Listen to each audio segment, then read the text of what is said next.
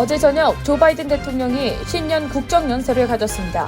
바이든 대통령은 연설의 상당 부분을 대중국 정책에 할애하면서 중국에 강력한 경고를 보냈습니다. 오늘 백악관이 격추된 중국의 정찰 풍선이 미국뿐 아니라 전 세계 수많은 나라에서 활동한 사실을 확인했다고 폭로하고 이를 동맹국과 접촉해 연대할 것이라고 밝혔습니다. 뉴저지주가 임시직 근로자들이 정규직 근로자들과 비슷한 업무를 할 경우 동등한 대우를 받을 수 있도록 권리를 확대하기로 했습니다. 오는 3월 치러질 제38대 뉴욕 한인회장 선거는 진강 뉴욕 한인 변호사협회장과 김광석 전 KCS 회장이 맞대결을 펼칠 것으로 확정됐습니다. 유나이티드 항공기 내에서 탑승객이 소지한 노트북 배터리에서 화재가 시작돼 폐양되는 사건이 발생했습니다. 이번 사건으로 승무원 4명이 병원으로 이송됐습니다. 오늘 이른 새벽 뉴저지 웨스트 뉴욕과 인접한 유니언시티에서 나란히 대형 화재가 발생해 50명 이상의 이재민이 발생했습니다.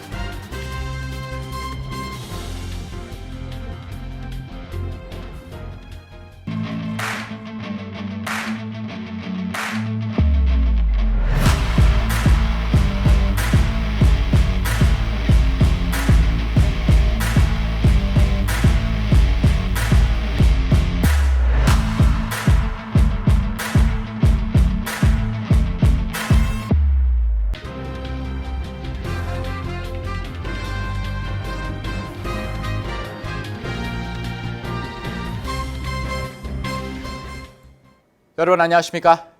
KBTV 뉴스9 이창원입니다. 조 바이든 대통령이 신년 국정연설을 통해 1,200만 개의 일자리 창출과 메디케이 약값 인하 등 지난 2년간의 치적을 강조하고 공화당 측의 억만장자 세금 인상과 이민 개혁 법안 통과를 위한 협조를 구했습니다. 또 연설의 상당 부분은 대중국 정책에 할애하면서 중국에 강력한 경고를 보냈습니다. 오늘의 첫 번째 소식 전자희 기자가 전합니다.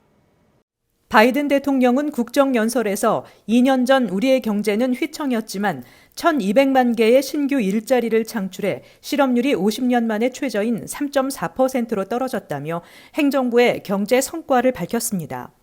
인플레이션과 관련해 팬데믹과 에너지, 식량 공급을 방해한 푸틴에 의한 세계적 문제라며 하지만 우리는 그 어떤 나라보다도 나은 위치라고 전했습니다. 그러면서 초당적 인프라법과 인플레이션 감축법을 역시 치적으로 자찬했습니다. 하원 다수당이 공화당에 넘어간 상황에서 이루어진 이번 연설에서 바이든 대통령은 싸움을 위한 싸움을 하지 말고 협력하는 뜻을 강조했습니다. 억만장자 세금 인상과 이민 개혁안 통과를 위한 공화당의 협조를 요청했습니다. 그러면서도 메디케이드 처방약 가격을 올리거나 연방 차원에서 낙태를 불법화하는 법안을 통과시킨다면 대통령 거부권을 행사하겠다고 경고했습니다. 미국 대외 정책의 우선순위가 미중 전략 경쟁에 맞춰져 있다는 것을 다시 한번 명확히 했습니다. 무엇보다 중국이 우리 주권을 위협하면 우리는 행동할 것이라고 경고했습니다. 바이든 대통령은 연설의 상당 부분을 대중국 정책에 할애했는데 미국과 세계의 이익을 증진하는 분야에서 중국과 협력할 것이라면서도 최근 미중 관계를 냉각시킨 중국 정찰 풍선 사태를 염두에 두고 중국이 우리 주권을 위협한다면 국가를 수호하기 위해 행동할 것이고 그렇게 했다라고 말했습니다. 바이든 대통령은 연설에서 북한을 별도로 언급하지는 않았습니다. 한편 백악관은 국정연설에 특별 손님을 초청했는데 경찰의 폭행으로 숨진 타이리 니콜스의 부모, 로스앤젤레스 댄스 교습소 총기 난사범을 막은 브랜던 차이도 초청됐습니다. KBTV 뉴스 전상입니다.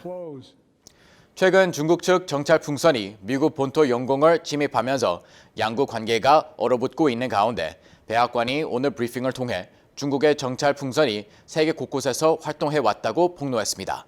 김은지 기자가 보도합니다.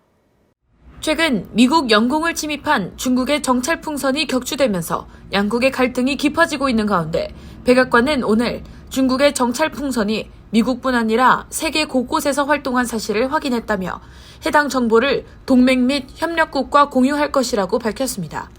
존 커비 국가안전보장회의 전략소통조정관은 오늘 워싱턴 DC에서 열린 브리핑에서 중국의 정찰 프로그램에 대해 더 알아야 할 필요가 있는 전 세계 동맹과 접촉해 연대할 것이라고 밝혔습니다.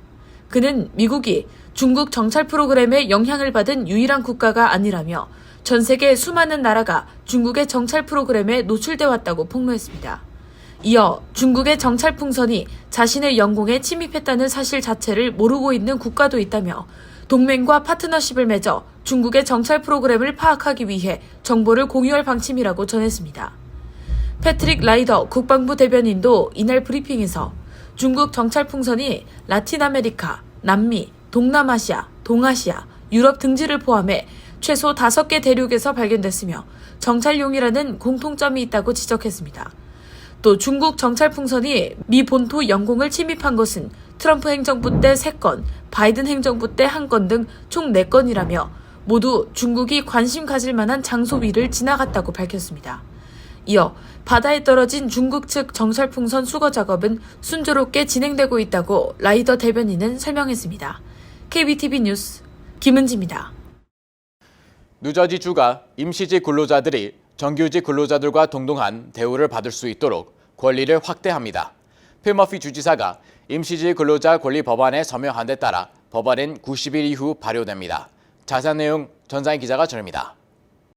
뉴저지 주의회를 거쳐 필 머피 주지사가 서명한 임시직 근로자 권리 법안은 그동안 시행되던 근로자 권리 법안의 내용을 강화한 것으로 임시직 근로자들이 정규직 근로자와 비슷한 일을 할 경우에 같은 평균 수준의 급여와 동등한 베네핏을 받을 수 있도록 규정하고 있습니다. 이를 위반하는 업체에는 $5,000의 벌금이 부과됩니다. 앞으로 법안이 시행되면 임시직 근로자가 작업장을 이동할 때 비용을 부과하는 것이 금지되고 급여가 최저임금 이하로 내려갈 때에는 근무 중 식사와 장비 구입 비용을 공제하는 것이 금지됩니다.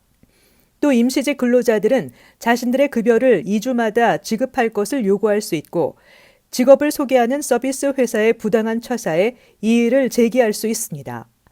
머피 주지사는 임시직 근로자는 그들의 인종과 거주 신분과 관계없이 뉴저지주 노동 인력의 핵심적인 부분이라며 이번 임시직 근로자 권리 법안 발효로 임시직 근로자들이 기본적인 보호와 존엄을 인정받게 될 것이라고 밝혔습니다. 그러나 뉴저지주 경제계 일부에서는 이 법안의 내용을 따르게 되면 기업 또는 사업자들의 인건비 부담 등이 일어날 것이라며 우려의 뜻을 나타냈습니다. KBTV 뉴스 전상입니다. 제38대 뉴 한인 회장 선거를 위한 등록이 오늘 오후 5시 모두 마감됐습니다. 이번 선거는 진강 뉴욕 한인 변호사 협회 회장과 김광석 전 KCL 회장의 맞대결로 경선이 치러집니다. 자세한 선거 일정을 김은지 기자가 정리했습니다. 제38대 뉴욕 한인 회장 선거가 3월 5일 일요일로 예정된 가운데 오늘 서류 등록이 모두 마감됐습니다. 뉴욕 한인회는 제38대 뉴욕 한인회장 선거 후보자 등록에 진강 뉴욕 한인 변호사협회 회장을 포함해 3명 이상의 후보자가 서류를 수령해 갔지만 오늘 오후 5시 등록을 마감한 결과 진강 뉴욕 한인 변호사협회장과 김광석 전 KCS 회장만이 등록을 완료해 두 후보가 맞붙게 됐습니다. 서류 심사를 거쳐 입후보자 등록 공고는 2월 17일 이루어지고 18일 정오에 후보자 기호 추첨을 거치게 됩니다. 등록된 후보자들은 2월 19일부터 3월 4일 자정까지 선거운동에 나섭니다. 뉴욕 한인회장 선거일은 오는 3월 5일 일요일 오전 7시부터 오후 8시까지이며 최종 당선자 공고는 3월 10일 금요일입니다. 선관위는 2021년 도입된 온라인 투표 활성화를 위해 신청자가 온라인 투표 참여 의사만 밝히면 곧바로 접수할 수 있다며 화상통화로 본인 확인과 함께 정부 발행 사진 포함 신분증을 제시하면 카카오톡 또는 이메일을 통해서도 투표에 참여할 수 있다고 전했습니다. 온라인 투표 참여 신청은 2월 18일부터 가능합니다. 선관위는 온라인 투표 참여자의 경우 투표 당일 현장에 참여해서는 안 된다며 중복 투표는 불법이라고 강조했습니다. 온라인 투표 참여 신청은 전화, 카카오톡 또는 이메일을 통해 신청할 수 있습니다. KBTV 뉴스 김은지입니다. 유나일 항공기에서 탑승객이 소지한 노트북 배터리에서 불이 나면서 항공기가 회항하고 승무원 4명이 병원으로 이송되는 사고가 발생했습니다. 전상희 기자가 보도합니다. 연방항공청에 따르면 캘리포니아주 샌디에고 공항을 출발해 뉴저지주 뉴악 리버티 공항으로 향하던 유나이티드 항공 소속 보잉 737 비행기 내에서 노트북 배터리 화재가 발생했습니다. 비행기 내에서 화재가 발생하자 승무원들은 연방항공국에 노트북에서 불이 났다고 보고했고 항공기는 오전 7시 30분쯤 샌디에고 국제공항으로 돌아갔습니다. 샌디에고 소방국은 화재가 노트북의 외부 배터리 팩 때문에 발생했다고 전했습니다. 유나이티드 항공사 측은 배터리에 불이 붙었다고 전했지만 화재 원인은 밝혀지지 않았습니다.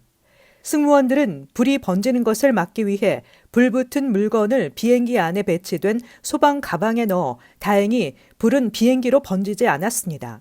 I hear somebody yell fire. Looked forward and saw that I could see the glow. A lot of smoke in the cabin and people were upset. It was getting worse and worse, really toxic smell. 소방당국은 비행기에 타고 있던 4명이 UC 샌디에고 메디컬 센터로 이송됐다고 전했는데 유나이티드 항공사에 따르면 4명은 모두 승무원들로 예방 차원에서 병원으로 옮겨져 치료를 받고 있습니다. 소방당국은 승객 2명이 현장에서 검사를 받았지만 병원으로 이송되는 것을 거부했고 비행기에 탑승한 다른 모든 승객들과 승무원들도 검사를 받았다고 밝혔습니다. KBTV 뉴스 전상입니다. 오늘 새벽 뉴저지 웨스트 뉴욕과 인접한 유니언시티에서 나란히 대형 화재가 발생했습니다. 이번 화재로 인해 50명 이상의 이재민이 발생한 가운데 수사 당국은 화재 원인 파악에 집중하고 있습니다. 보도에 김은지 기자입니다. 뉴저지에 위치한 웨스트 뉴욕과 유니언시티에서 오늘 새벽 대형 화재가 발생했습니다. 인접한 웨스트 뉴욕과 유니언시티에서 나란히 대형 화재가 발생하면서 소방당국이 화재 진압을 위해 새벽부터 싸웠으며 수사당국은 현재 화재 원인 파악에 집중하고 있습니다. 오전 4시 30분경 웨스트 뉴욕 상점과 아파트 건물에서 화재가 발생해 화재 위험경보 5단계가 발령됐습니다. 수사당국은 이번 화재가 한 상점에서 시작됐으며 불은 인접한 상점과 아파트로 옮겨 붙으며 3개 건물로 번져 인근 아파트 약 15가구가 대피했다고 전했습니다. 웨스트 뉴욕 화재가 발생한 지 얼마 지나지 않아 인근 유니온시티에 있는 상점과 아파트 건물에서도 화재가 발생했습니다. 2층과 3층에 아파트가 있는 상점에서 화재가 시작되면서 역시 화재 위험경보 5단계가 발령됐습니다. 브라이언 스택 유니온시티 시장은 이번 화재로 인해 약 50여 명의 주민이 보금자리를 잃었다고 전했습니다. 현재 수사당국은 2건의 화재가 비슷한 패턴으로 발생했다고 지적하면서 두 사건에 대해 허드슨 카운티 태스크포스 팀이 화재 원인 및 화재 연관성을 파악하는 데 집중 수사를 이어갈 것이라고 밝혔습니다. KBTV 뉴스 김은지입니다. 뉴저지주 커뮤니티 어페어스국이 지난해 12월 17일부터 지난 3일까지 신청을 받은 섹션 8 바우처 프로그램에 신청을 한 세입자 수는 총 14만 1,413명으로 집계됐습니다. 승인을 받은 수혜자 수는 2만 명으로 한정돼 있어 신청자 수는 7배에 달하는 것입니다. 섹션 8 바우처 혜택을 받으려면 지역별 평균 소득 기준 버겐 카운티의 경우 4인 가족 연 6만 1,200달러보다 낮아야 하며 선착순으로 승인을 받게 됩니다. 그러나 신청 첫날 24시간 동안에만 3만 6천 명이 신청해 하루만 지나도 프로그램 혜택을 받기가 거의 불가능한 셈입니다. 심사도 퇴역 군인과 그의 배우자, 홈리스 이력자, 가정폭력 경험자, 장애인 등의 우선 승인을 하기 때문에 일반인들로서는 혜택을 받기가 하늘의 별 따기 수준이라는 지적입니다.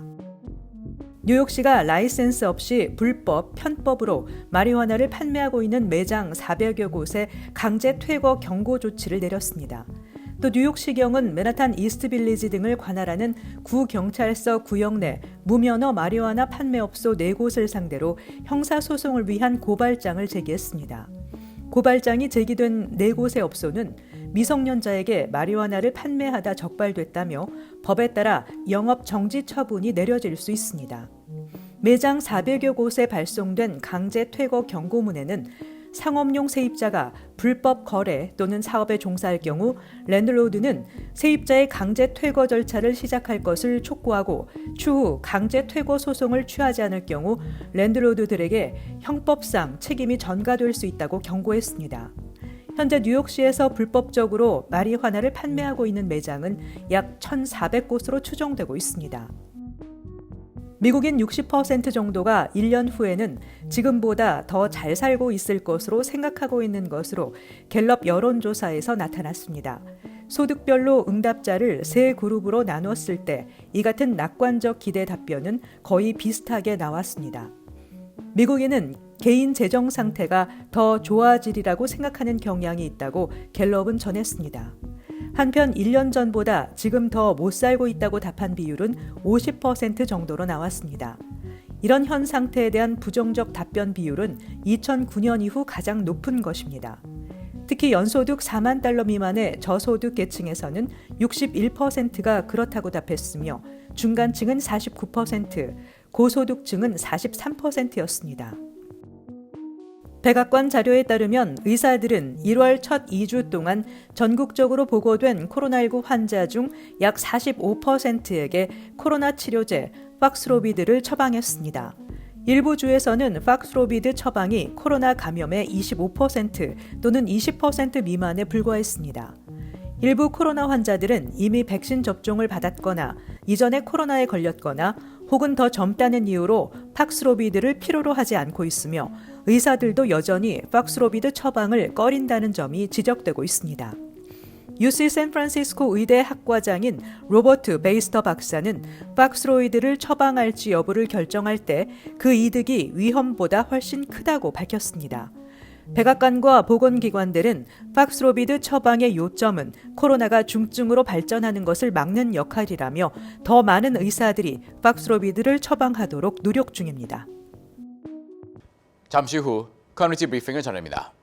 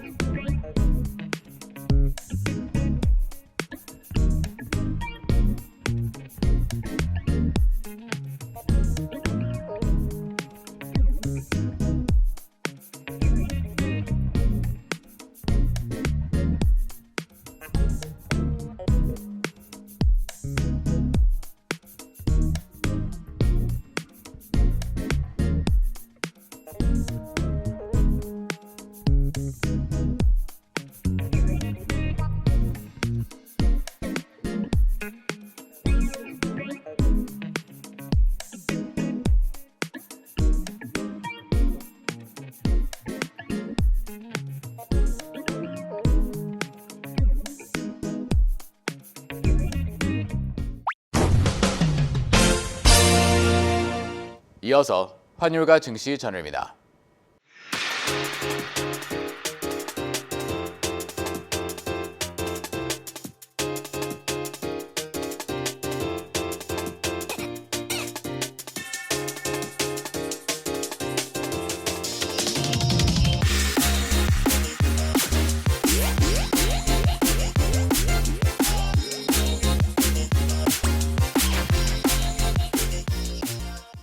잠시 후 뉴욕과 뉴저지 날씨 전해드립니다.